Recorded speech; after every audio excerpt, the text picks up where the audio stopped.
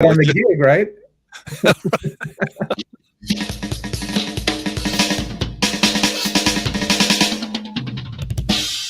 There he is. Wow. Welcome, everybody. Oh, so happy to be here on this Tuesday morning. Welcome and welcome back to the Drummers Education Connection. My name is Jeremy Steinkohler. I'm here with my three great friends, terrific guys, great drummers, great teachers. Bart Robley. Hello. California. Rick Stojak down in San Diego. Morning. Chip Ritter in Tucson. And we are thrilled to welcome back a very dear friend, Rob Wallis from Hudson Music, the CEO, the owner, the founder, Mr. Hudson Music. Thanks for coming back, Rob. Thanks for having me, guys. It's great to see you all, and yeah, I'm very happy to be here and ready to talk. Yeah. He's so awesome. They named a river after him. That's how you know. Is there a Wallis River? Wallis River. We do have a Patreon page if you want to support what we're doing. Just a couple bucks a month. That'll help us out, keep the lights on, and bring on terrific guests like Rob. And there's a link in the side that Chip just put up for us. And we like to start out our show every week with just a very short segment we call Good Things. And this is just a chance for us to check in and see what's going on that's good for us. It could be musical, it could be personal, it could be whatever you like. So everyone gets a minute or so to share about what's going on that's good for them. We're going to start today with Rick Stojak. What's happening for you, man? Oh, man, life is good. Everything is fantastic. Feeling the spirit of the year.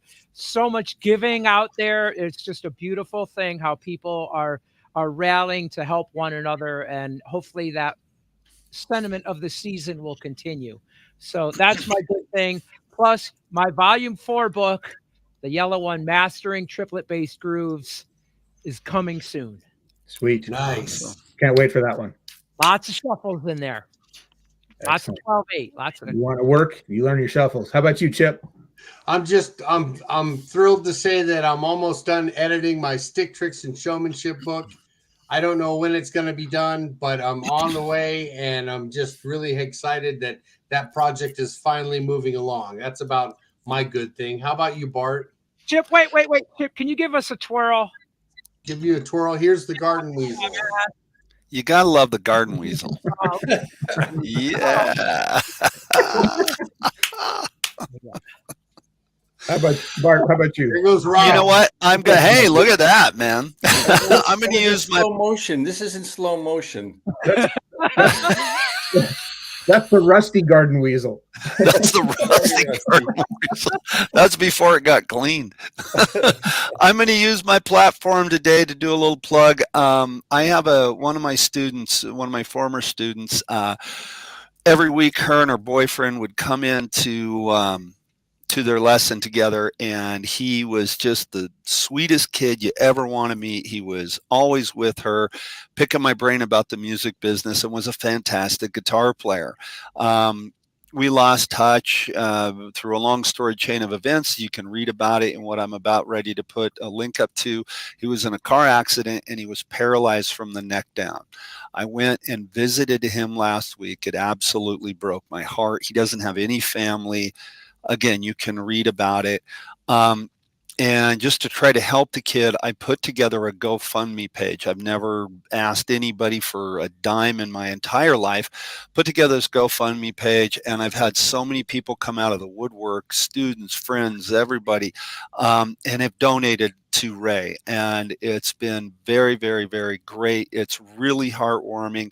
He is such a sweetheart of a guy. And all I'm trying to do, all the funds, whatever I raise for him, are going to go to help him, whatever he wants, a computer, a tablet, whatever he needs. And we've raised about $1,200 so far. So I'm really excited about that.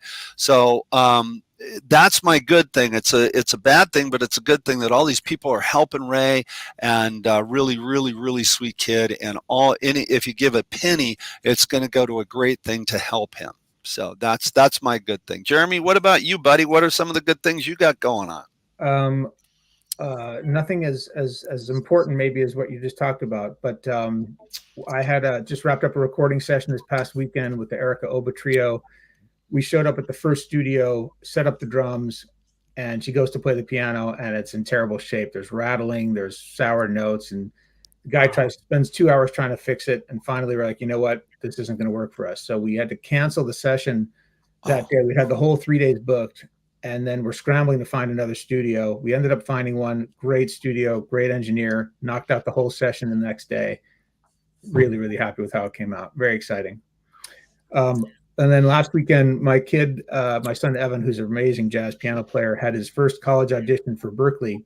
They had a remote audition out here in Oakland, and I got to play with him as his accompanist. So I was more nervous than he was, I think. He crushed it. He just crushed it. And they asked him to play an F blues, and he's playing, and they start whooping and hollering like, yeah, like that. Like while he's playing, I was so excited. Like, that's my son. That's cool. Yeah. Good for you. Rob? What's going on? What's good for you, buddy? It's a great time of year. I'm blessed with family, and I just spent the weekend with my kids and grandkids. It was wonderful, but it does, and especially what Bart mentioned, there are those out there. We're all doing our thing. There are people out there that aren't doing their thing, and the holidays can make everybody feel good and have a target to try to reach out and help somebody. One person donate a coat or a meal somewhere. Mm-hmm. So that's what, I think we should think about, those that don't quite have what they need at the moment. And, I'm doing my annual Christmas caroling gig with friends of mine back in New York. And it's a wonderful night. Everyone just sits around and sings carols and the Adam Sandler Hanukkah song, and it's really a fun night. But they collect pajamas at the venue, and they end up bringing pajamas to some of the homes up in New York. So that's a cool thing, and I'm really looking forward to seeing some of my old buds that I haven't played with in a while. So that's nice. Nice, really nice. But, let's think about spreading some of that to other people when we have the chance, if it pops up. So anyway. Right on. All good, all good. We got the last couple of projects printed, and hopefully they're landing on everyone's doorstep for Christmas. So there'll be a lot of happy campers out there. And Santa's got a big sack of Steve Gadd books that he's going to be bringing around and dropping them down the chimneys. So So let's talk about that, Rob. That's a perfect segue. So I was going to ask you about new releases, but Hudson Music now has new releases coming out. You said like every 22 days. No, 22 minutes. 20 minutes. So, that's amazing. You guys, I remember back in the day, like Hudson was the place for like a handful of videos and a handful of books. And now it's like any topic under the sun. For those of you who are new to this whole arena and you're unfamiliar with Hudson Music, it is the place to go for anything, instructional books and videos related to drumming and drum teaching. It's like the place. And you've got all kinds of new stuff, especially I'm super excited. I still haven't, it's on my Christmas list. That's why I haven't bought it, because I'm trying to get my wife to buy it for me. But Michelle, if you're listening, the code is 1-800 buy now. Exactly. Tell us about the Steve Gadd book. This is a really big deal. I happen to have it right here. Nice. Awesome. Yeah. Whose idea was it? Going back a little bit prior to that, during COVID, Steve was home like we all were. Tours were canceled, sessions were canceled. So he was in Arizona. And one day his wife called and we were speaking, and she said, "Rob, you got to help me. Steve's driving me crazy. He got these rubber tip sticks and he's playing all over the house. Last night he was in the kitchen at 2:30 in the morning."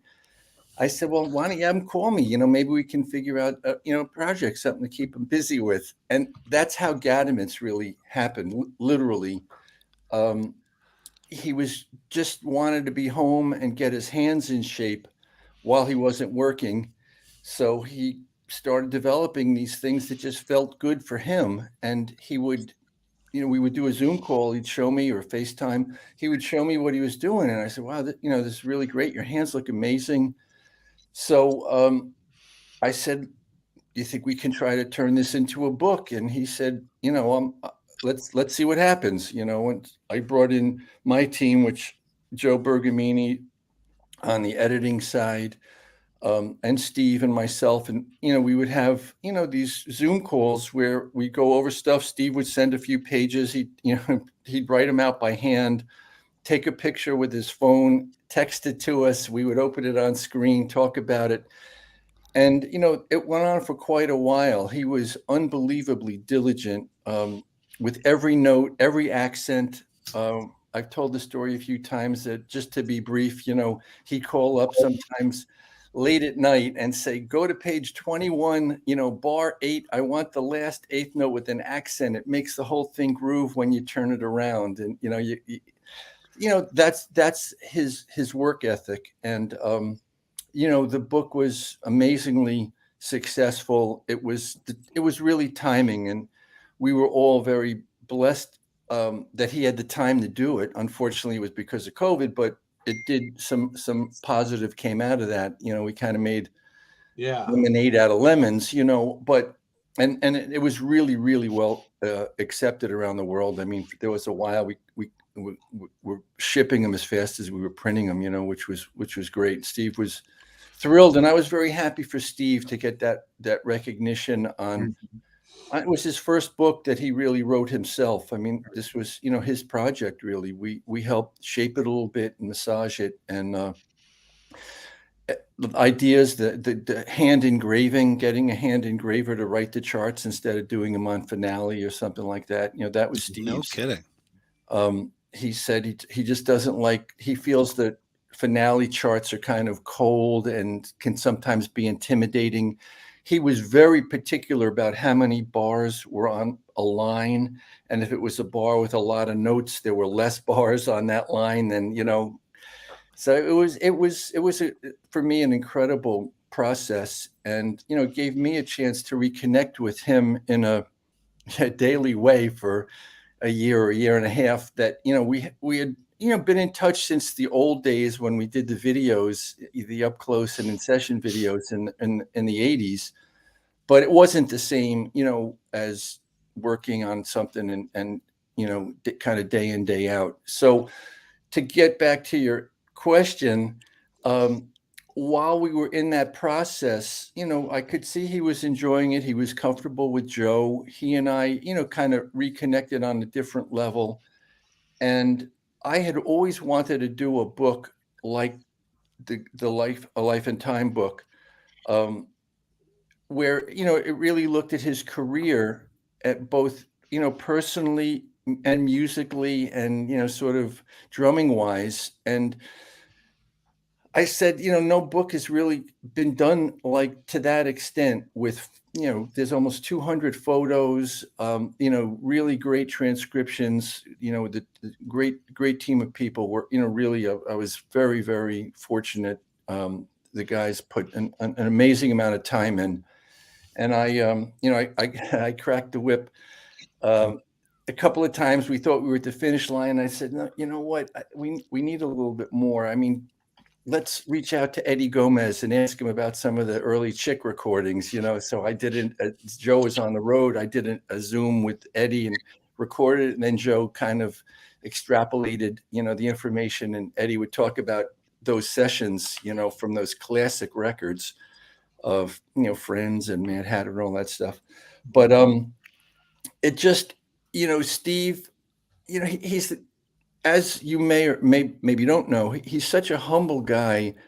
He doesn't like to kind of sit around and talk about himself, which is what he had to do on the Zoom calls, because we would analyze the songs, not so much analyze, but ask him, his recollections. How did the song get recorded? Was there a rehearsal? Were there charts?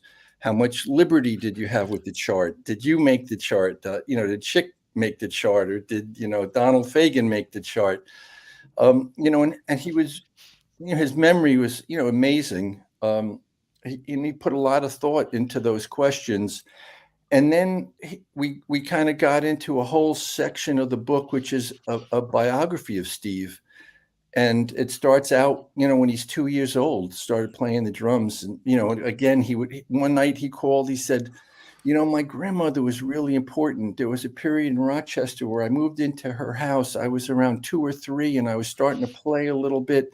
Did I talk enough about my grandmother in the biography? Very sweet. It was amazing. And then, 2 days later, my brother Eddie, he and I tap danced and we played drums together. Did I talk enough about Eddie, in the book?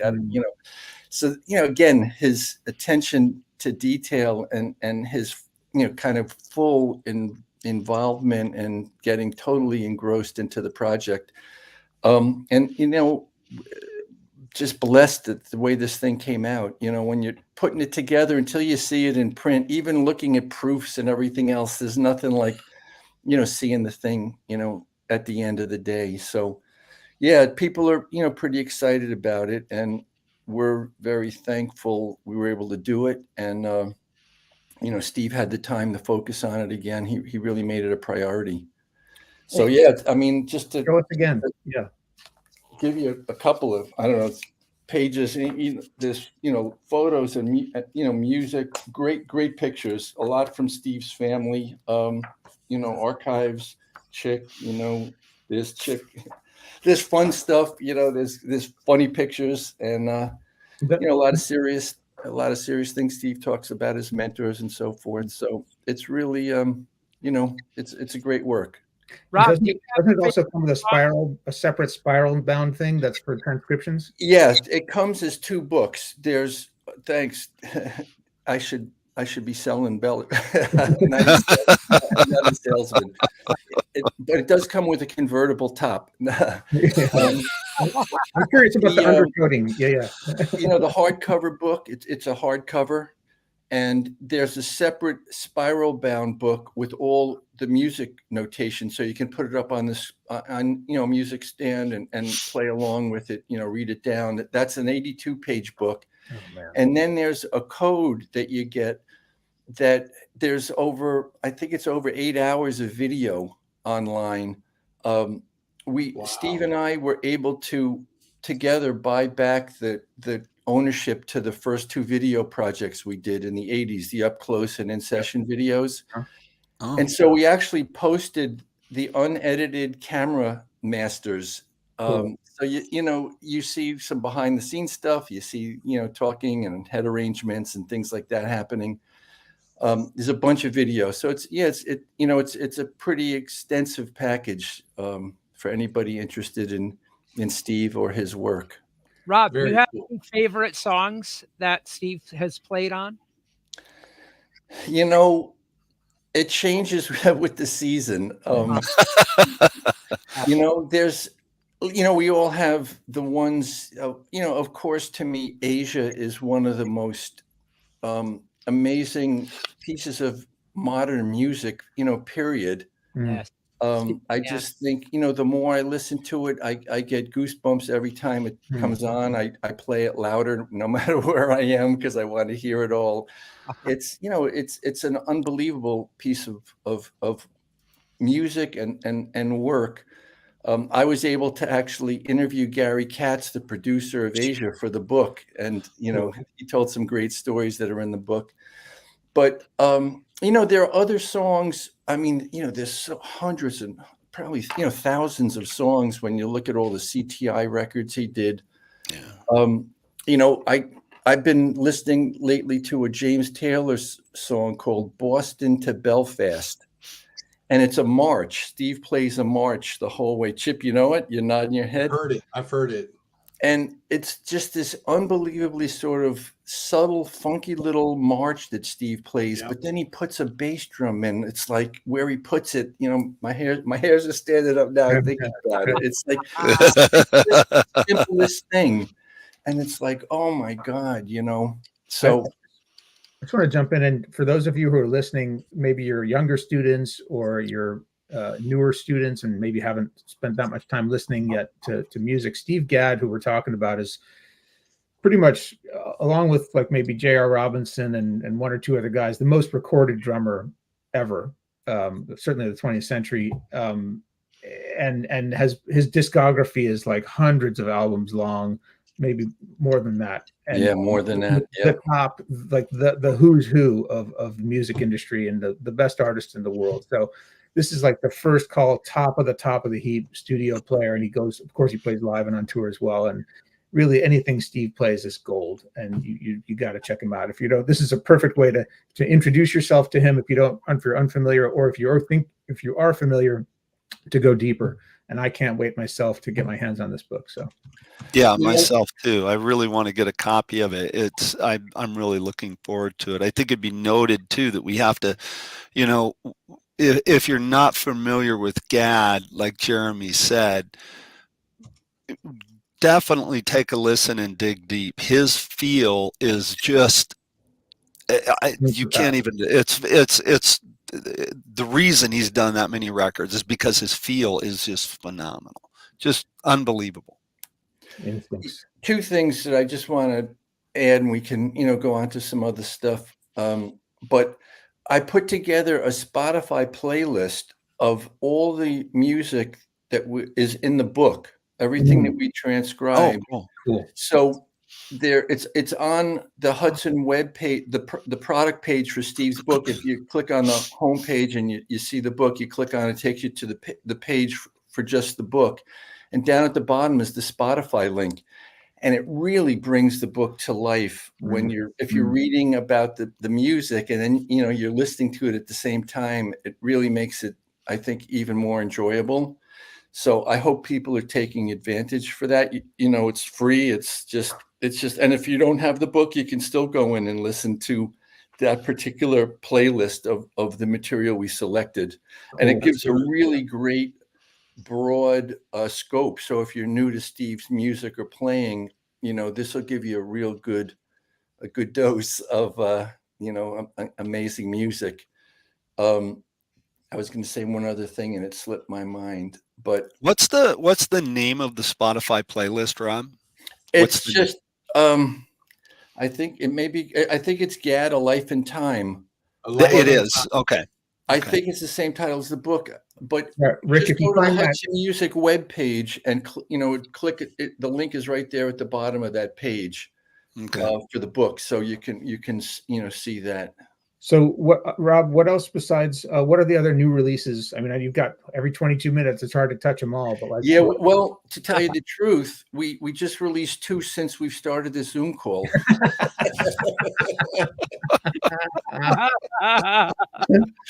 They're flying like right by my desk. You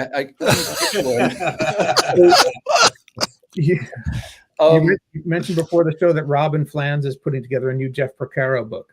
Yes, we haven't announced it, but this is it right here.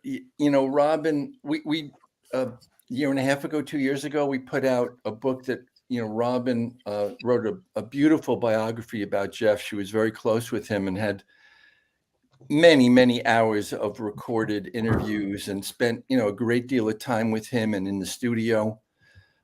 So there was so much material that couldn't fit in this book. Yeah, there it is.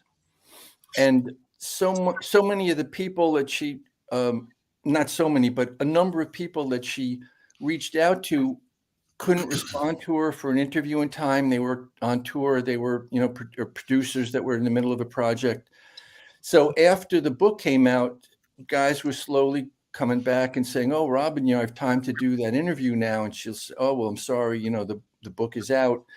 And we got to the point where she said, she called me up and said, "I think I may have enough for a second book." And I don't know if that's ever been done before, but they're all new stories, new material. The family has sent a bunch of photos, and we've unearthed other photos that have never seen the light of day. So I forget how many pages. It's a substantial work, and it's really not a part 2. It's just sort of a continuation of part of the book. It's just split into 2 pieces. And, at the time we didn't know it was going to happen, but there's some, really, really, if you're a Jeff fan, there's some really great insight into his playing and a lot of commentary from people that weren't covered in the first book. Rob, I've got to make a comment here, an observation just about how it feels like Hudson has broadened its scope over the last few years. And, for a long time, it was about instruction, right? And communicating the art form kind of thing. And now there's a little bit more delving into, appreciating the people and their stories, Liberty, the Liberty DeVito book that came out a couple years ago. Love that. The Jeff Porcaro book. Now the Stuart Copeland book, which is one of my favorite things ever. Thanks. And now the Steve Gadd book. I mean, what a beautiful thing. Like, because for me, as a kid growing up, these are all my heroes, and I listened to the recordings, and I practiced, and I tried to emulate, but I didn't know anything about them, other than who they played with or what records they played on. And so this I love this stuff. It's makes you realize that we're all the same. We all start out as beginners, and they're just people, right? Yeah, we are. It's true. And I call the drum world and sort of the drum business and drummers, I call it the biggest and best fraternity in the world, because I know you guys know it. And you go to a class or someplace where there's 50 drummers, or a PAS show where there's 2,000 drummers, or a NAMM show. And, I call it, I'm going to the hug fest, it's just, right? Yeah. It's just a great camaraderie of people that we shouldn't take for granted. Because of what I do and my position, working, years ago, we delved into, a lot of other instruments, and, worked with Carlos Santana and Chick Corea and BB King and of course the Jocko video. The other instruments don't have the fraternity that we have, and it's special. Yeah. It's real, and it's special, and it's a beautiful, thing. And I think it's such an important part of the drum world, because people want to share. Drummers really want to share. And it's the only reason I've been able to do what I've been doing for 40 years, because guys want to share what they're playing. Guitar players are a little bit more secretive. I mean, especially back in the 80s and 90s, guys didn't want to share some of their tricks. That I don't like to call music tricks, but some of the things, the electronics, different things guys were doing. It's not like the drum world. It's like, here, come here, let me show you what I'm doing. I had a school for over 30 years. I was a part owner of Drummers Collective in New York. Mm-hmm. And that was like, you'd walk down the hallway, and in one room there might be 6 guys, like with one teacher, just they kind of gravitated into a room, and they were, sharing and learning together and teaching together. It's a really different spirit than I think some of the other instruments, and I think they could all benefit from learning from drummers about it, because it really is real and palpable when you go to these events and you kind of see it. It's energizing. It's really energizing. You and Joe and the team at Hudson have put together the greatest resource and collection of a one-stop shop for method books and biographies. It's all there. The Hudson Online Music digital download is amazing. In fact, It's About Time by Jeff Porcaro is on here. I've had 1 million students come in here and say, hey, I want to learn Rosanna. And so, if you want to learn what he played when he played on that famous song with Toto, read about him, learn about him. You want to get authentic, you got to get in the guy's head. And it's available in French too. So you could read it in French, you could learn drums and learn your French. And Italian. It's also Italian. French is mostly the language I speak when I'm playing.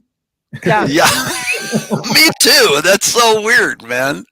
What is that? Whenever I play the drums, I speak French. Rob, I got a question for you. I really like Jeremy's statement about how Hudson has branched out from instruction to the biographies and writing the biographies of Liberty DeVito and Jeff Porcaro and Steve Gadd and all this stuff. Was that a decision that you guys made, or was it just kind of a natural evolution to do that? Good. It's a good question, Bart. I don't, a lot of what I do, it's organic, um, going back to day one, really, there was no path, there was no career, there was no course in school or online to do what I've been very fortunate to have been doing these like past 40 years. It's all happened organically, even Drummers Collective. I was a student there for a little while. The person who started it was very small. He wanted to move out of New York and back to his family's business in Boston. It kind of, in a sense, fell into my lap and my ex-partner's lap. He was working the front desk, and we didn't even know each other. Literally had a couple of lunches, and then we were business partners and owned Drummers Collective. Literally, it's not like there was a long history, friendship, schooling, none of that. He was at the front desk. I walked in, we hit it off. We had a few sandwiches. And the next thing I know, I've keys to a business in Manhattan. I was 25 years old. Wow. So, what kind of sandwich was it? I was thinking the same thing. What kind of sandwich did you eat? We're getting in the weeds now. We're getting in the weeds. This was this was in 1980. It was an organic sandwich shop. It was whole wheat with peanut butter, organic peanut butter and jelly on 42nd Street in Manhattan. There you go. There you go. That's where it all started. PB&J. Yeah. Sandwich of destiny. You never know what's going to happen. Dude, I've been preaching the peanut butter my entire life. Nobody will listen to me. Nobody will listen to me. You hear it here first. Rob Wallis, peanut butter. Right there. My middle son. I got a question about this. I eat peanut butter and jelly every morning, but I don't own a business like that. How come? You're probably eating super chunk. He was more of a smooth man. It all depends on the grind and the brand. Yeah, so sorry. See, I'm with you. Right. I'm with you. Yeah. And what it's going on to, and what kind of jelly, right? Yeah. Depending on the jelly, you got to go with smooth or super chunk. Jelly. How did we get here? What the hell happened? Lindsay McDonald said, I took lessons from Lenny White at Drummers Collective. Loved it. Wow.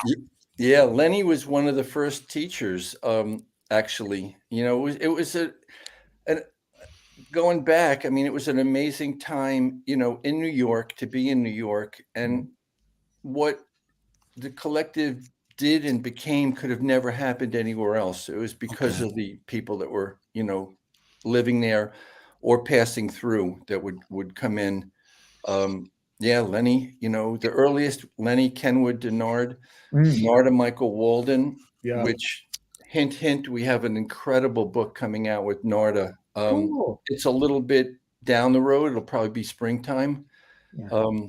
He's somebody that, if you're not familiar with his career and as a both, drummer and a producer, he's produced massive hit records, and he's an unbelievably talented, badass drummer, and a great guy. But yeah, there's a very cool book. It's far along, but it'll be, I'm hoping, spring.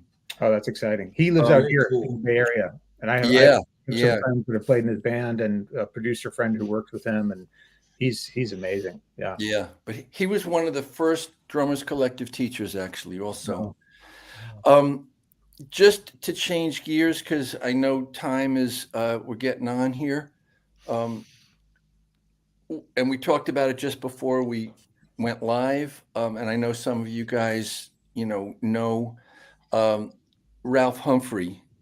We were releasing just literally, this week, 4 books that a drum teacher and a great teacher and drummer from LA named Mike Packer put together with Ralph before he passed, and it was the teachings of Ralph and Joe Picaro. And one day the phone rings and it was Ralph. And at the time, in that first call, I didn't know that he was very sick. He ultimately passed, earlier in the year from cancer.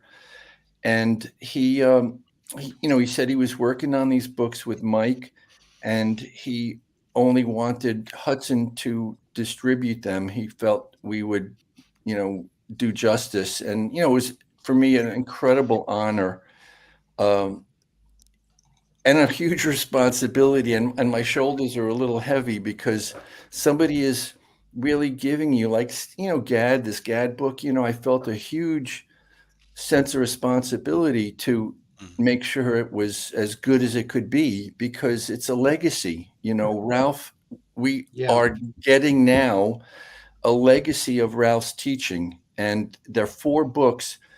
And in a case of mind over reality, I guess you might call it, Ralph recorded over 170 videos to go along with the 4 books, literally days before he passed. He spent, I think, a week. He would do some, he would, his energy would kind of fall out.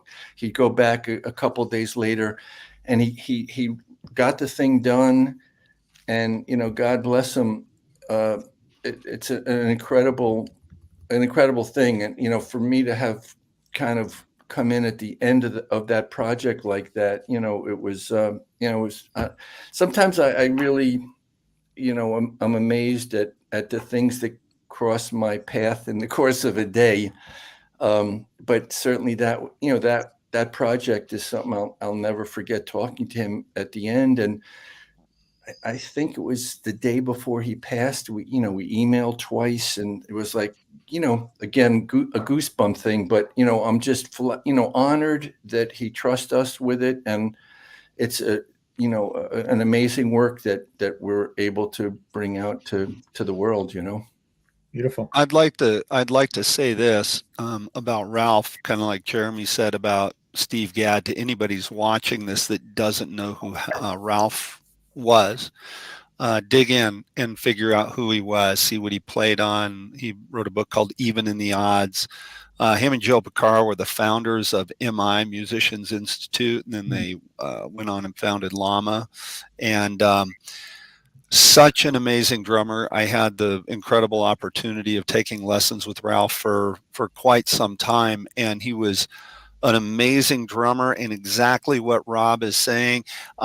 An incredibly kind gentleman, and just one of the guys. He wanted to pass along knowledge. He just wanted to give you his knowledge. I have many great Ralph stories, but he just an amazing guy. So dig in, figure out who he was, listen to his playing, and check out these books that Hudson is putting out, and look at his legacy that he left. I know for one, I'm definitely going to do that. Did I read somewhere that he played with Zappa at one time? Yes, very much so. He was like one of the. I asked him one time, I go, was Zappa really as hard as everybody said he was? And he just goes, hard to work with, as what a lot of people said he was. He goes, yes, he was, but he said he deserved it because his music called for it. It was very difficult. And he was with Zappa. Yeah. And I remember one time standing behind Ralph. He had this little studio at his house. It was out by the pools, actually the pool house. And he just laid down the simplest groove, and you couldn't touch it. I mean, it was so good. Just the feel was, gives me goosebumps thinking about it. It's one of those things, like, how do you do that? How do you make it feel that way? And again, what a kind gentleman he was. Peanut butter. That's the answer. That was it. Yeah. Yeah. He did preach Super Chunk. He did like Super Chunk. Hey, Bart, speaking of passing on legacies, you also came out with a book of your own very recently. That's a book of text. It's a book of stories and sharing your wisdom with the world. Do you want to talk about that for a minute? Sure. Thank you, guys. I appreciate that. Yeah, I wrote a book called The Rhythmic Journey, Unleashing the Beat Within. And I actually had reached out to Joe Bergamini, and I said, hey, Joe, I have this book, and I'd like you to check it out. I'd love to get on the, part of the Hudson family. And he goes, well, I'll send it over to Rob and see what he says. And they reached out to me and said yes, that they would put the book out in digital format. And I was, first of all, Rob, thank you for doing that. It meant the world to me to be part of the Hudson family, and to say that I'm on the same publisher as Steve Gadd and Ralph Humphrey and all that stuff. It's, it does. Like you said, it's like, okay, well, I got to earn that now, So you're sitting here and you practice a little more. You spend a little bit more time with the student and explaining something and so for my part of being in that drummer fraternity, as we talk about, really trying to hold up my end of the bargain there, because now you're inside the circle, so to speak. I wrote the book, and it really was it was kind of my thoughts on what rhythm is and what rhythm does for us, how it works in our lives, and it's not just about playing the drums. It's if you put your hand like this on your chest and you don't feel a rhythm, you have a major problem. We all have rhythm within us, and it's how we harness it and how we use it. It's how we get through our lives. Rhythm and music is the nonverbal communication that happens on the concert stage or on the bandstand or in the corner of the club or at the wedding, where the musicians are looking at each other and vibing off each other. Rhythm is everywhere, and it's a very deep subject. And it took me about 3 years to write the book. And so, I'm just really honored to have it on Hudson. And really one of the, here's a segue for you, Jeremy, one of the biggest inspirations that I had in writing this book was my friend Jeremy Steinkohler and his amazing book, Finding the Groove, that is also on Hudson Music. And, Rick. that was, my book, The Rhythmic Journey, is one of the things that has been born because of D.E.C and because of my friendship with these guys. So, without Jeremy, my book wouldn't have happened. Wow, that's hard to believe, but man, I'm humbled by your praise there, and honored to have inspired you. That's kind of the whole point. That's the whole point of what we do. Right. Music is music can be self-serving. Certainly, we enjoy it. We do it for our own pleasure and what we get out of it as individuals. But we do it for other people. We do it for the people we play with. We do it for the audience. And as teachers, of course, it's all about passing on this passion and this knowledge to the next generation. And so, I think you and I both have tried to do that with our books, just trying to hear all the things that we've learned to be true in the 40 years that we've been doing what we do. And, here's the stuff we wish we knew when we were younger and understood more. And hopefully this can help the next generation, succeed and thrive. And so, Rob, on behalf of me, again, thank you for putting my book out. I really appreciate it. And I appreciate you. I'm humbled by the fact that you saw something in it that deserved to be, put on Hudson with all these other, as Don Famularo said, we're standing on the shoulders of giants. He talked about it that way. And I kind of, as corny as it sounds, maybe that's how I feel. I'm like, oh my God, I'm with all these people. I didn't deserve this, and so thank you very much. Likewise. You deserve it. You guys deserve it. You guys as teachers are on the front line. And to me, teachers in all subjects, whether it's math, or drumming are so important, to inspire people, to, give people insight into things, to help them maybe with some shortcuts, to help them get through a frustration. I've always viewed, and years ago I did teaching at the Collective. I always viewed like playing, you'd kind of be working on something, and then you'd hit like a plateau, and you'd kind of level off for a while. And, it felt like your playing wasn't really going anywhere. excuse me, and then something would happen. Maybe you saw somebody play, or something triggered an idea that then kicked it up a little bit for you. And going back, to the beginning of the production stuff that I've done, and all the product, I wanted to try to make that learning curve easier. Yeah. Give some inspirational tools to teachers to work with their students on. It's hard to think back, but in the beginning, I always thought play along tracks were like, an amazing thing. I mean, we take it for granted now and we laugh and it's like, oh, ho, ho, hum. But back in the day, there weren't play along tracks largely for drummers. And, you'd play with a record, sometimes, and this is even going back before click tracks, the tempos might be, kind of like this, and you're trying to play along with it. So, that's a tool. And so we years ago put out, play along tracks. And, one of the first and crazy projects that we did was the Dave Weckl. It was called the Contemporary Drummer Plus One. And it came out in the 80s when Dave's whole career was starting to really take off. And that was another wild ride of selling them. We designed this plastic clamshell box that held, we wanted to have actual charts. So we had this big box so you could take the charts out, and there was a cassette and then eventually a CD. But, it was just a tool. It was a great idea. It was very advanced. Yeah, I remember sending it to Steve Smith, and he called up and said, I can't play any of this stuff. But, it sold a lot, and I think people, fought their way through it and eventually could play the stuff. But anyway, I applaud you guys because you're on the front line, and you've got to be part, teacher, part parent, part psychiatrist, and all the things like that go into teaching. So, for me, hats off to you guys.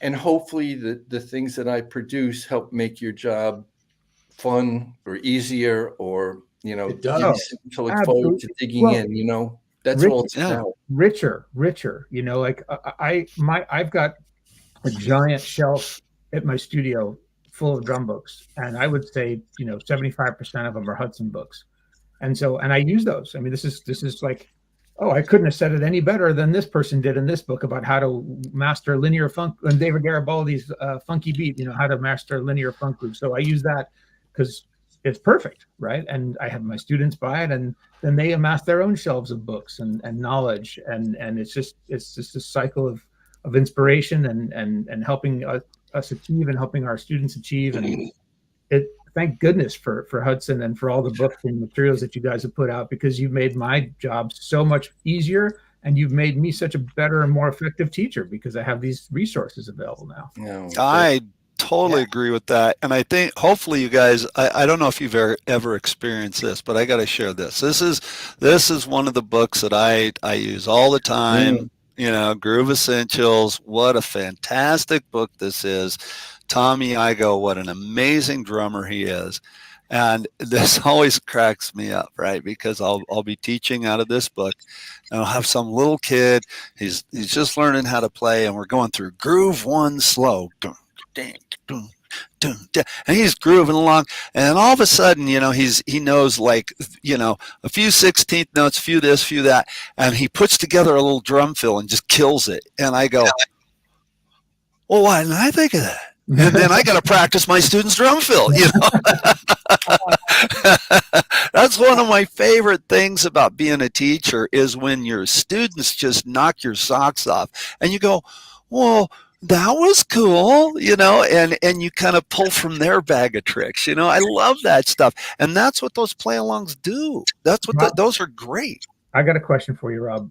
I think if someone's new to all this and they go to the Hudson Music website and they're like, oh my God, holy crap, there's like hundreds of books and I don't even know where to start. Like, and of course it depends, what are you interested in? What do you want to learn, right? But if you had, I don't know, off the top of your head, top 10 or something books that you would recommend from the Hudson site for someone to just like get their feet wet or learn, I don't know.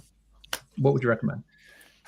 You know, it's a really hard question because age, you know, what's the age? You know, is there any background at all? Are they picking up sticks for the first time? Are they working with a teacher? You know, it's a hard, it's, you know, I'm not trying to be evasive No, because it makes total there sense. is so much, but Right. certainly, you know, the book Bart just held up, you know, the Groove Essentials is, you know, one of the top sellers year in and year out. It's been out for 15 years. We updated it a couple of years ago with some additional material. And Tommy's talking about updating the Groove Essentials Part 2 with some more material. Hopefully we'll get to that, you know, in 24. But that's a great one. You know, these new Ralph Humphreys books, you know, they're called level 100, 200, 300, 400, like a course in school. The 100 level is really beneficial. I mean, you know, there's so much. It is hard. You know, we have a search bar in the website where you'll see the magnifying glass, and if you type in, you know, beginner, you know, some things will, hopefully, if the website's working properly, some things will pop up and make some recommendations, and then you know you can kind of check it out from there. Great. I always suggest somebody, you know, at least getting started and working with a teacher for a while, because I think that a teacher can help circumvent and kind of get you to where you're having fun sooner. And I think it's all about inspiring that beginner student to have fun, you know. And, you know, I always urge people, if they have the you know, the ability, once they can keep time and play a couple of simple beats, to go to a local, you know, Tuesday night jam session in their neighborhood and play a tune. You know, there's nothing that can get you any more fired up, and hopefully it goes well and you go back the next week and you play another tune. I think that playing with other people, and if you can orchestrate it in your basement, that's great. That's how I started out. But if you can't, try to find something locally that's happening. A lot of towns offer it. It's good for the club or the bar. It's free music for a night, and Monday, Tuesday, Wednesday night when things are slow for them. You know, it's something that really, I can't stress enough that you know, I hate this. The stories that I hate to hear are, I bought my son, you know, a drum set for his birthday or for Christmas, and he played it for 3 weeks, and now it's in the closet, you know. And I feel that somebody didn't do the right thing, you know. He didn't give himself a chance, he or she, and that to me is a real tragedy, because you never know what kind of fun that person would have had they pushed through it a little bit more and kept at it, you know. Right. Man, Rob, I love that. And I have to say this. I'm in my studio over here. I have a little one of those collage pictures hanging on the wall, and of the ranch that I grew up on. I grew up on a cattle ranch in Littleton, Colorado, and literally wasn't even a dot on the map. It was out in the middle of nowhere, right? And because of these guys right here, I have been all over the world. I fell in love with these things. But, you know, I've been to places in Eastern Europe, Korea, all over the United States.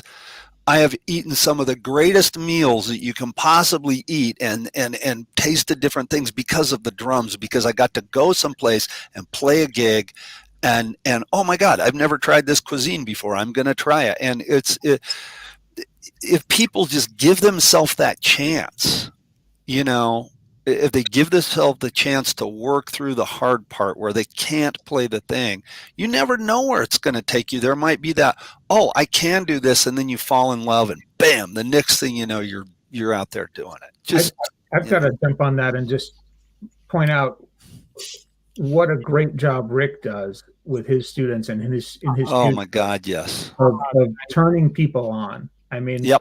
you should call it Rick Stojak's Turn On Drum Studio, because you get there and he's got his method books, but the books are really, they're not academic books really. They're books designed to get you playing music as quickly as possible. So you learn to do, and then it's all about that experience, that excitement that you get from playing along with music. And then from there, you know, like Rob was saying, you graduate to trying to play with some friends, or sitting at a jam session or open mic, or you take a program like Bandworks, like the program I run here in the Bay Area, or they have them all over, not Bandworks, but they have rock and roll school programs everywhere now. And just find it. Don't be afraid. Just take the plunge, and you never know how your life can change. Yeah, I very well said, Jeremy. Very well said. You're going to make me cry, Jeremy. Oh, Hey, and you know what? Talk about having fun. I always say that Rick is the positive energy hand grenade. And yesterday, I see this video. I gotta say this. Sorry, Rick. I see this video. Here's Rick, and he's sitting in his studio, and I'm like, okay, and it's, you know, better ways to practice. Okay, what's Rick gonna say? And I turn up the volume, and he's like, there's no reason not to practice. Look, you have a built-in practice pad. He crosses his legs and he starts playing on his shoe. And I'm like, I do that all the time. That is awesome. I loved that video. That was so amazing. I'm like, dude, I do that all the time. And he's talking about the feel, how great his tennis shoe feels. You know, that's a great practice pad. I'm like, dude, this guy, I love this guy. So yeah, that's awesome. That's great. Your French, you can work your traditional. yeah. But Rob, if that works out, you got this one. You got to be careful on that traditional, though, man. I've smacked my ankle bone, and wow, does that hurt? Rob, we're just about out of time, but before we let you go, is there anything else you wanted to mention or talk about? You know, I just want to thank you guys really for, like I said, you're in the trenches doing it. I do what I do so that I give you guys things to do what you do, you know, and you know, we really are all in it together. It's an expression, but you know, I've been fortunate and very thankful that I've been able to string along for so many years this company and these projects. I don't mean to string along, but you know, we keep finding a creative spark along the way to, you know, and I still love doing it. You know, I really do enjoy it still. And I love working with these guys. You know, the friendships have been amazing. You know, Steve and Dave Garibaldi, we've, you know, done a lot of stuff together over the last bunch of years. And, you know, we've been friends for a long time, but I mean, we text constantly and talk constantly. And, you know, I count these guys as very close friends. Steve Smith, you know, so I've been, you know, I've been blessed, and I just want to give a shout out to all the people and all the authors and all the artists that I've worked with for all these years to say thank you. It's a holiday time, so I'm in a retrospective mood. I usually don't look back much. I like to look forward, but I have been, you know, in some interesting situations and gotten to work with some really great and interesting people. Fantastic. Well, Do we want to give a couple of books away today? We were going to do that. Rob, could we do that? Yeah, you wanted to give away like a phone book from Colorado? Yeah, you know what? I've got one over there in the corner, but it's all beat up. You know, they made you know, it's an old Yellow Pages. Whatever you would like to, you know, give out to the cause. Say it now and tell people how to get it, and we'll make it happen. Jeremy, you want to give away a copy of your book and a copy of my book? How does that sound? That sounds great. Would love that. Okay. Chip, how about let's give away a digital copy. How do we make this doable? I'd like to say something, but I don't want to create havoc or disappoint anybody. Well, let's do this, Chip. You're man in Facebook. Why don't you pick a couple people that are watching the show or were on the show watching, and pick a couple of winners, and we'll give everybody a. How about since it's Christmas time, everybody? Rob, is it okay if Chip picks two winners, they each get a copy of all three books? Is that doable? How about like a Gatterman's book? Okay. A Dave Garibaldi book. All right. And your guys' books. I'm game. You tell me what you want to do. Perfect. Let's go. Chip, go. Let's go with Fred Fisher, first book, Adamants. Fred Fred. Fisher. Winner. Great. And drummer. how about Lindsay McDonald for the David Garibaldi book? And for Jeremy's book, let's go with Frederick House. Frederick, you've won. And then for Bart's book, Roger Parkinson. Congratulations. Awesome. You guys All right. got to DM us to get the info. So DM us. DM me and I can forward the information along. Yeah, all I need is a name and email address and the title, Yeah. Chip. So send me your email and your name and we'll get that going. All right. That's great. Thanks Great. everybody Awesome. for tuning in. And Rob, thank you so much for everything that you do and for coming on the show and talking to us. We love having you. You're welcome back anytime. Next week, we're going to have our holiday show. We call it Deck the Halls, and we're going to talk about all the different drum stuff that we recommend as gifts for the holidays. And there will be plenty of Hudson music books on that list as well. Thanks you guys for tuning in. And thanks again to Rob, our guest, and continue your great work, Rob. We're so grateful. Thank you, Rob. See you all Thanks, next guys. Thank you guys. All the Bye. best Thanks. for the holidays. Best for the holidays to you guys and everyone that watches this and is listening. Thank you. Merry Christmas, Happy Holidays, Happy New Year, all that stuff. All right. Thank you, Rob.